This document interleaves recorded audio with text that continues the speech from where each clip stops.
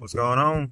We're heading to South Dallas out here in this little, it's bad weather right now, but it's only gonna get worse tomorrow. So I'm gonna do what I can. In this episode, I'm gonna be going to South Dallas to work on a Volkswagen Passat. It's gonna be getting some front struts. All right, thought we were doing front shocks on this car, but it's actually gonna be a 2010 LS460. It's actually one of my favorite cars. Pretty nice. It's just getting some front shocks. The customer already ordered the parts.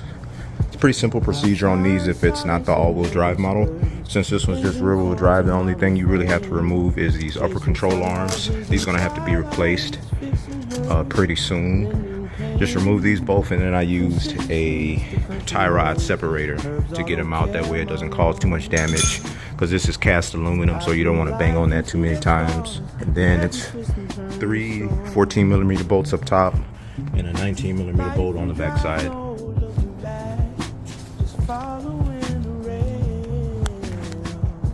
Rubber hits the gravel, stories left behind.